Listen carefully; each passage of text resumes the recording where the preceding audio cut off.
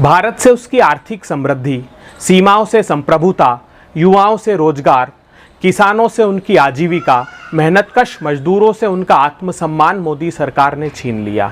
60 सालों में भारत ने जो गौरवशाली और वैभवशाली विरासत तैयार की थी, बीते 6 सालों में मोदी सरकार ने उसे अराजकता और अवरुद्ध विकास की आग में झोंक दिया। अनियोजित लॉकडाउन ने भारत को आर्थिक बदहाली की कगार पर ला खड़ा किया है।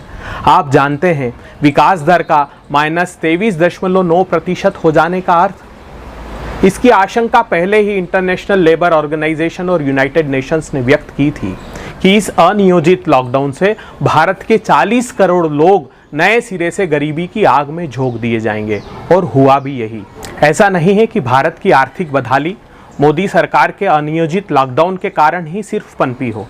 आप याद कीजिए, राहुल जी ने आगाह किया था मोदी सरकार को कि मोदी जी जीएसटी का व्यापक कानून विकृत तरीके से मत लागू कीजिए और नोटबंदी का विकृत कानून व्यापक तरीके से मत लागू कीजिए। उसी का परिणाम था कि लगातार पिछले 7 क्वार्टर से जीडीपी की ग्रोथ निचले स्तर पर जा रही थी।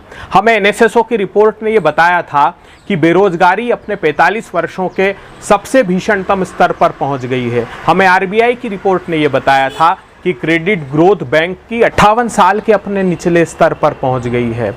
एनएसओ के सर्वे ने साफ बताया था कि ग्रामीण भारत में पर कैपिटा कंजम्पशन 60 सालों के अपने निचले स्तर पर पहुंच गया है।